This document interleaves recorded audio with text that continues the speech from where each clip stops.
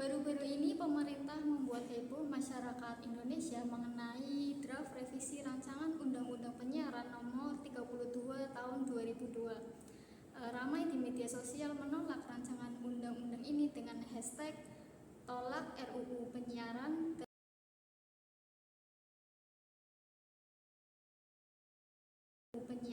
dan ratusan jurnalis serta mahasiswa turun ke jalan untuk melakukan unjuk rasa ini.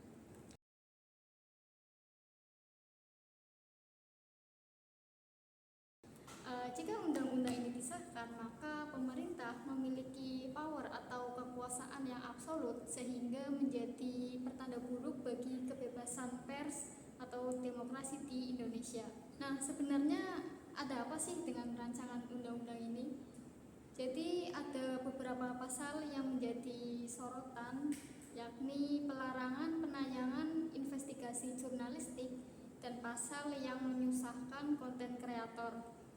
Seperti yang kita tahu, hasil dari jurnalistik investigasi banyak yang berhasil membongkar kasus besar para pejabat.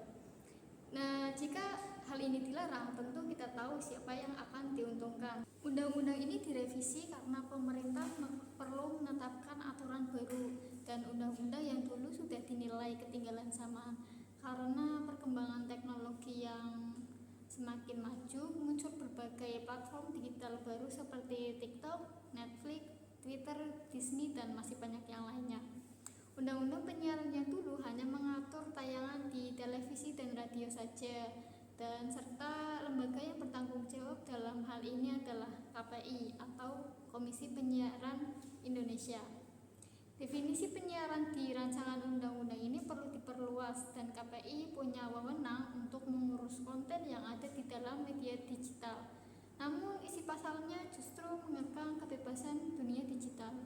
Yang pertama, dampak bagi konten kreator. Pasal 8A poin E dan F. Pada poin E di sini tertulis mengeluarkan tanda lulus kelayakan isi siaran, dan pada poin F tertulis mengawasi isi siaran dan konten siaran. Kemudian terdapat batasan, larangan, kewajiban, dan pengaturan serta sanksi atau P3.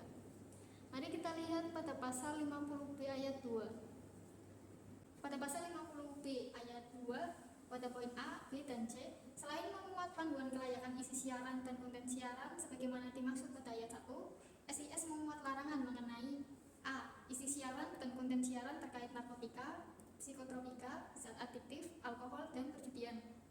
Pada poin B, isi siaran dan konten siaran terkait rokok. Dan pada poin C, penayangan eksklusif jurnalistik investigasi.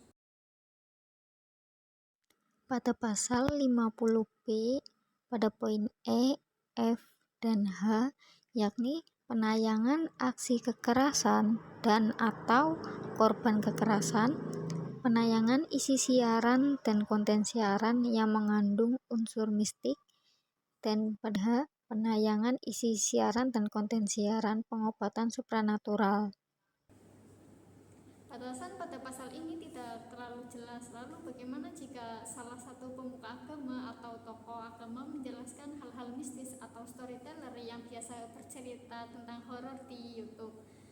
Dalam rancangan undang-undang ini juga mengatur cara berbahasa yang baik dan benar pada pasal 37. Pada pasal 37 pada poin 1, yakni bahasa utama dalam isi siaran harus menggunakan kaidah bahasa Indonesia yang baik dan benar. Menurut Wakil Ketua Komisi 1 DPR RI Abdul Haris, tujuan direvisi pasal ini agar ruang digital di Indonesia itu kondusif dan aman bagi anak-anak. Padahal zaman sekarang sudah ada yang namanya parental control. Jadi rancangan undang-undang ini masih dalam berbentuk draft dan isi pasalnya menuai kritikan dari semua elemen masyarakat. Tentunya masyarakat Indonesia berharap agar pemerintah tidak terlalu tergesa-gesa dalam mengesahkan aturan dan perlu membuka ruang diskusi publik untuk kesejahteraan bersama.